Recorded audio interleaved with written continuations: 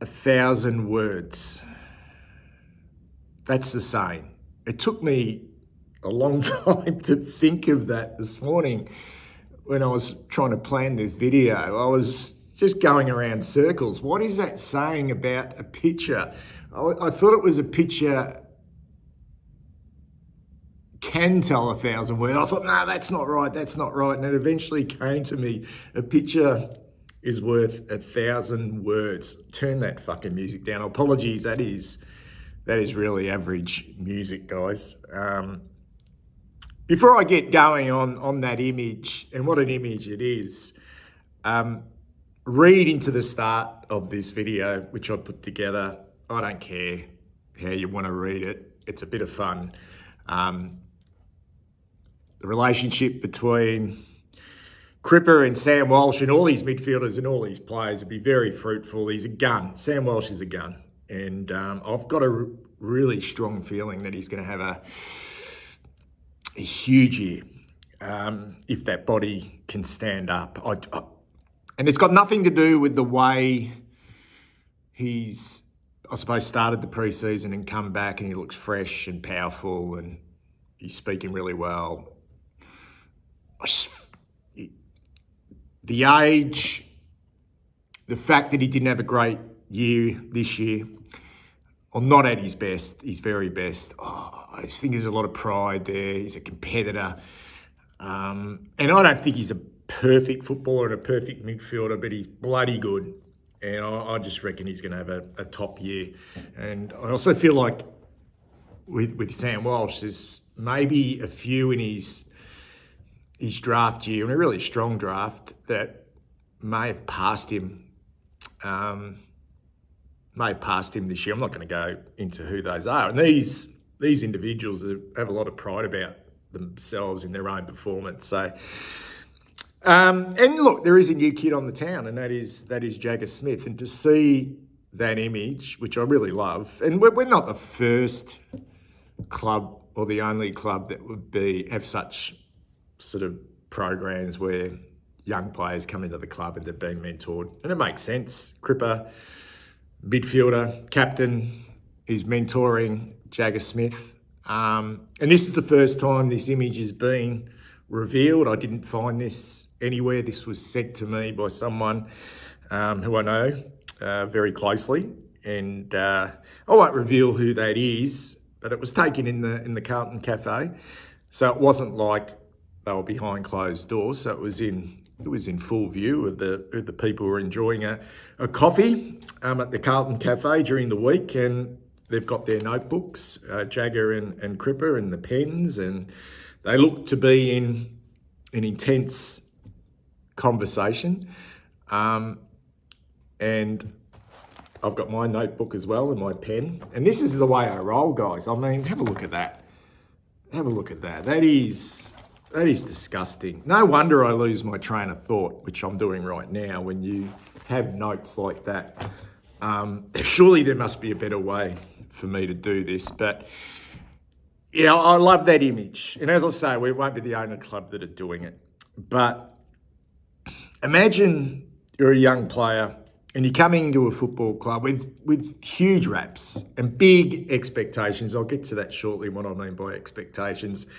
And potentially what these two boys would have been discussing, and how Cripps would be mentoring Jagger Smith. But just imagine, you come to a club like Carlton, which has been starved to success and the ultimate success, but there is this figure, Patrick Cripps, who's been through it all. He's been through it all. And in my view, and I've seen a lot of football at Carlton, and I can't speak say 1975. It gets, I can't remember a lot, but post 1975, I've seen the greats of this football club. I've seen the greats. And he's quickly becoming the greatest blue of all. And the only thing that is eluding him is that premiership. I mean, his record speaks for itself. And what he's been through since he arrived at our football club is incredible when you really think about it. And to see the way he's leading this club. It's just unbelievable, like 2-time Brownlow medalists, equal record now, best and fairest winner with the great John Nichols. Just done it all from an individual point of view and just carried this team on his shoulders. And you're a young player. You've been the top dog in the Coates Talent League, part of the National Academy, Vic Metro, just dominated the Coates Talent League and arguably the best player in the draft. That's what our club have said anyway. Nick Austin has said, we rank this guy number one, when you've moved heaven and earth to get him to the club, like getting that pick number 3, and they're making it really well known publicly that this is the guy. You come to a club and bang, you're being mentored by this figure, this Patrick Cripps, who to me comes across as just so real and so humble. It must be just incredible. It must be a really nice transition. Once that honeymoon period is over for these kids, once they've been drafted. And what I mean by the honeymoon period, they come in and there's a lot of hype and a lot of media and a lot of excitement, and then they're thrust into training. And I'm not saying they're forgotten, but it becomes bloody really hard work. And but to have a mentor, and Cripps wouldn't be the only mentor for this kid, but he looks like to be the main one. It must be just absolutely incredible, and be able just to chew the fat with Patrick Cripps about football. And I think clearly what they're talking about, they're not talking about midfield craft. That's where Jagger Smith plays, obviously, but I don't think they're sitting in the cafeteria with notepads and pens talking about, two-way running and, where to stand at stoppages and all that type of stuff. I feel that they're talking about expectations, and what better person to learn off than Patrick Cripps, and who's been the man. He's been the man and has had incredible expectations placed on him. I think probably externally more than anything, from us the supporters, to the media, and also the expectations he places on himself. And I believe that is what they would be speaking about, because here's this kid who comes in, and I've made it very known on my previous video about Jagger Smith, guys, that I think if he's healthy, the expectation is he plays the majority of the season. Now, whether that is every game or whether they, protect him a little bit in regards to managing him. But I feel like when you move heaven and earth to get pick number 3, and then you make it known that this is the man we wanted in a really, really strong draft, and not only a strong draft, but a midfield draft, let's face it, just some young midfielders. And you come into a football club who are starved of success, but are nearly there. Well, are we nearly there? Not quite sure. That the expectations, I think, externally, I can't talk internally what the plans are for Jagger Smith. I just don't know. But I think what they will be talking about are the external pressures. And I've got no problems in saying that. This is the AFL, and this is what happens. This kid's a star. He's a star at the junior level, and this is what we gave up for him. And we need some assistance in our midfield. And obviously, when you need assistance in the midfield and you go after a mid in the draft, in a really strong draft, and you think he's the number 1 player in the country for that age, then surely the expectations are that he plays a lot of football in 2025. So I think that's what they'll be talking about. So the external expectations that are placed on Jagger Smith, and I think the internal expectations that Jagger Smith will be placing on himself, rather than the expectations from a club point of view. And what I mean by that is, he comes to the football club. How is he coping? How is he coping with the loads? How is he, what are his goals moving forward in regards to, does he see himself as being an integral part of this football club straight away? And so I love it. I think it's great. but doesn't change the fact that we're expecting really big things of Jagger Smith in 2025. And I've got no idea at all how he's tracking.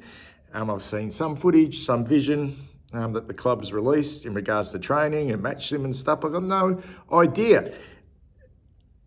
Maybe our midfield, which had a lot of question marks on it in 2024, and some of that was to do with the health of the list, maybe a combination of Patrick Cripps, Sam Walsh, George Hewitt, Adam Chera, and our high half forwards getting involved with Elijah Hollins, potentially Lockie Fogarty, whoever they may be, plus our wingers. Maybe that's enough.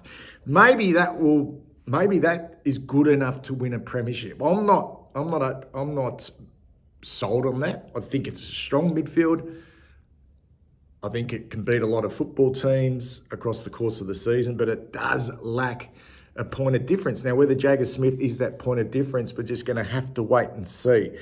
But the interesting thing here with Patrick Cripps is, what would he be thinking himself that he wouldn't be sharing with Jagger Smith? Now, Cripps is 30 years of age, and I've mentioned he could be the greatest Carlton footballer of all time, the best to ever wear the jumper, but the legacy is, unless there's a premiership, unless there's the ultimate team success, and it might only be just the one premiership, it wouldn't be fulfilling. So what's he think, Patrick Cripps, when he sees this kid who's rated so highly? And what I would be thinking, and this would be only natural, is I'd be looking at Jagger Smith if I was Cripper and thinking, is my time running out? This is the thing I want the most, which is a premiership. Can this fucking kid make us better straight away? I'm not talking about in 2 or 3 years' time. I'm talking about, can this kid, Jagger Smith, with hard work throughout the preseason, the proper mentoring, the proper guidance, can he make us better in 2025? He doesn't have to be an absolute superstar. He's never going to reach his potential in his first year. But can he come in and make us better and give us a point of difference? Because that's what this is all about. It's about getting better. So that's what Cripple would be thinking about Jagger Smith. And I'm going to leave it on this, guys, because I love it. I'm really excited. I'm excited to see if this midfield without Jagger Smith, and who knows, maybe they're really careful with him. Maybe, and as I said, maybe what we've got at the moment is good enough. I don't think it is, but maybe it is. But it's bloody exciting to think there's two ways here. What we've got without Jagger Smith, is that good enough? And has it all been around about health and just getting this group health? Are we quick enough? Maybe we've got speed without Jagger Smith. Or is Jagger Smith going to be a Nick Dacos? And that's who he's been compared to. You know, he's been compared to a Nick Dacos, a kid that's dominated at the lower level, small, quick, elusive, smart, intelligent, hardworking, classy, knows how to win his own football. And but I want to compare him to someone else before I leave, and it's not Nick Dacos, because that's quite recent. I want to go back to 2007, or in fact 2006, when Joel Selwood, and please don't misinterpret this. I'm not saying Jagger Smith's going to be Joel Selwood. I'm trying to link up the impact Joel Selwood had with the Cats in 2007. That's all I'm trying to do. Because he wasn't a superstar in his first season, Joel Selwood. He was very bloody good, but made an impact with a team that was on the cusp, that had slightly underachieved, but had the potential. And when you talk about the 2007 Geelong team and then you think, oh, but they were full of superstars. Well, when they came from 2006 into 2007, there were a lot of question marks still on Geelong. But then they got rolling. Who knows if that's going to be us. But the Joel Selwood story could be similar to potentially what the Jagger Smith story could be for us. You know, Selwood taking pick 7 in the 2006 AFL National Draft. The year we took Bryce Gibbs with pick number 1. And now the reason why Joel Selwood didn't go at pick 1, and I'm not quite sure exactly why we didn't take Joel Selwood. We probably thought Bryce Gibbs was the best young player in the competition. But clearly, when the careers were finished, Joel Selwood's not only probably the greatest Geelong player of all time, but a legend of the AFL. Wouldn't it be great if Jagger Smith, you know, in time could be spoken in the same breath as Joel Selwood? But I'm talking about the impact in his first year, young player, pick number 7. And Geelong always said, Stephen Wells always said that they rated Joel Selwood. He had knee concerns in his draft year with the Bendigo Pioneers. That's why he went at pick 7, and the clubs before Geelong's pick at pick 7, I'm not saying they weren't interested in him, but were cautious of him. But Geelong have always said that they rated Joel Selwood the best player in the 2006 AFL National Draft. The best player. They've always said that. So that if they had picked 1, they would have taken Joel Selwood. Exactly the same situation with us. We always rated Jagger Smith the best player in this draft. We had pick 3, but even if we had pick 1, we were going to take him anyway. Now, Joel Selwood ended up in his first year at the Cats in a team which boasted a midfield of Cameron Ling, Gary Ablett, Jimmy Bartell, Joel Corey, James Kelly, who all still had question marks on them, but were maturing bodies. He came in and played 21 games, including 3 finals and a winning grand final in his first year, and won the AFL Rising Star. Now that, Jagger Smith doesn't have to win the AFL Rising Star, but he had a significant impact on the Geelong Football Club in his first year as an 18-year-old playing for the Cats when they won that drought-breaking premiership. I see similarities. I'm not seeing similarities in the way they play, but I'm seeing similarities in the impact that a young player can have if they're mentored right, coming in with a strongish midfield group. Doesn't necessarily have to be right in the mix of it, but can play on the outside, high half forward at times, on a wing at times, in the centre at times, and be a big player and a big contributor in a really successful year for the football club. And that's the way I reckon our skipper, Patrick Cripps, will be thinking about this. How can this extremely talented kid make a big impact of the football club where time is kind of running out for me? And that's not being selfish. That is just being realistic, because this is a guy that's been at this club for such a long time, has been through so much, has won every fucking individual award possible, but the only thing that is missing is a premiership at a football club which he spent his whole career at, has given up so much for. So that's the way I see it, guys. Okay? The partnership next year between Patrick Cripps and the new kid on the block, Jagger Smith. Speak soon.